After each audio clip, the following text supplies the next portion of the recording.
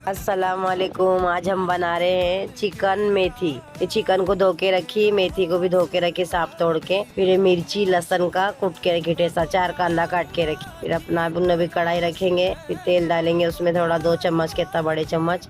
फिर उसमें जाएगा लहसुन मिर्ची का ठेसा, उसको अच्छा थोड़ा सा लाल करके लेंगे भून के। फिर उसके बाद अपन डालेंगे, अच्छा लाल हो गया, अच्छा भून लेने का। फिर कांदा डालने का, कांदा डाले बाद अच्छा लाल हो जाएगा कांदा, तो फिर अपन कैसा इसका लहसुन मेथी का जो है ना ठेसा, वो इसमें चिकन मेथी का ठेसा डालेंगे तो टेस्ट अच्छा आता है। अब इसमें जाएगा धनिया, थोड़ा सा हल्दी नमक डाले तो उसको अच्छा हिला लेने का, भून लेने का, खुशबू है जैसा भुने। फिर उसमें जाएगा अपना चिकन को अच्छे से भून लेने का, थोड़ा ढक्कन करके रख देने का। हो गया हमारा चिकन। अभी डालेंगे अपन इसमें देख के हिला के, थोड़ा सा कोथमीर जाएगा इसके अंदर। अभी डालेंगे अपन इसमें देख के हिला के मेथी।